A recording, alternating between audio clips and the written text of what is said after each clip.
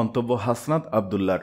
সংবিধান কারো বাপের না বলে মন্তব্য করেছেন বৈষম্য বিরোধী ছাত্র আন্দোলনের আহ্বায়ক হাসনাত আব্দুল্লাহ। তিনি বলেছেন, 1972 সালে সংবিধান প্রণয়ন কমিটি পাকিস্তানের সংবিধান বানানোর ম্যান্ডেট নিয়ে ভোট পেয়েছিলেন। হাসনাত আব্দুল্লাহ আজ বুধবার নিজের ভেরিফাইড ফেসবুক পেজে এক পোস্টে মন্তব্য করেন। ওই পোস্টে হাসনাত লিখেছেন, সংবিধান কারো বাপের না, বংশগত আর রক্তের বড়াই দিয়ে মুক্তিযোদ্ধাদের নাতি নাতিদের যেমন অসম সুবিধা দেওয়া হতো, আজকাল সংবিধান কমিটির সদস্যদের সন্তানদের সেরকম অসমভাবে মুজিববাদী সংবিধানের পক্ষে দাঁড়াতে দেখা যাচ্ছে। তিনি আরো বলেন, যে কমিটি এই 72-এর সংবিধান করেছে সেই কমিটি পাকিস্তানের সংবিধানের বানানোর ম্যান্ডেট নিয়ে তারা ভোট পেয়েছিল না, মানে মনে করাই দিলাম। ওই পোস্টের সঙ্গে একটি স্ক্রিনশট শেয়ার করেছেন হাসনাত আব্দুল্লাহ। সেখানে লেখা আছে, 72-এর সংবিধানকে কবর দেওয়ার কথা গ্রহণযোগ্য নয়। 1972 সালে খসড়া সংবিধান প্রণয়ন কমিটির সদস্য সন্তানদের বিবৃতি। ধারণা করা হচ্ছে এটি একটি সংবাদের শিরোনাম। গতকাল মঙ্গলবার দেশের একাধিক গণমাধ্যমে এই শিরোনামের সংবাদ প্রকাশ হয়। গত শনিবার এক বিবৃতিতে 1972 সালে বাংলাদেশে খসড়া সংবিধান প্রণয়ন কমিটির সদস্যদের সন্তানেরা জানিয়েছিলেন,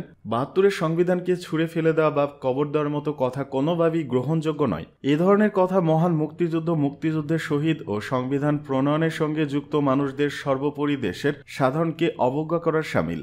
72-এর সংবিধান নিয়ে বিরূপ মন্তব্যের তীব্র প্রতিবাদ জানিয়েছেন তারা। হাসনাত আব্দুল্লাহর এই বক্তব্যের সঙ্গে সুর মিলিয়েছেন বৈষম্য বিরোধী ছাত্র আন্দোলনের অন্যতম সমন্বয়ক ও জাতীয় নাগরিক কমিটির মুখ্য সমন্বয়ক সার্জিস আলম। তিনিও একই ভাষায় নিজের ভেরিফাইড ফেসবুকে একটি স্ট্যাটাস দিয়েছেন। এর আগে 31 ডিসেম্বর জুলাই বিপ্লবের ঘোষণাপত্র কর্মসূচি ঘিরে 29 ডিসেম্বর একটি সংবাদ সম্মেলন করেছিল বৈষম্য বিরোধী ছাত্র আন্দোলনের নেতারা। রাজধানী বাংলা মোটরে সংগঠনের কেন্দ্রীয় কার্যালয়ে অনুষ্ঠিত ওই সংবাদ সম্মেলনে হাসনাত আব্দুল্লাহ বলেছিলেন, আগামী 31 ডিসেম্বর নাসি বাহিনী সংগঠন হিসেবে আওয়ামী লীগকে প্রাসঙ্গিক ঘোষণা ও মুজিববাদী 72-এর সংবিধানকে কবর দেওয়া হবে। সংবাদ সম্মেলনে জাতীয় নাগরিক কমিটির মুখ্য সমন্বয়ক সার্জিস আলম বলেছিলেন, দেশের মানুষ যারা অভ্যুত্থানের সঙ্গে সম্পৃক্ত ছিল তাদের আশা আকাঙ্ক্ষা কি ছিল সেগুলো লিখিতভাবে লিপিবদ্ধ থাকা উচিত। যেই দলিল বিগত সিস্টেমকে রিজেক্ট করবে, বিগত যেই সিস্টেমগুলোকে মানুষ গ্রহণ করেনি সেগুলোই ঘোষণাপত্রে তুলে ধরা হবে। এদিকে টিউলিপের বিরুদ্ধে ব্যারিস্টার আমানের স্ত্রীকে হুমকির অভিযোগ, ফিনান্সিয়াল টাইমসের প্রতিবেদন।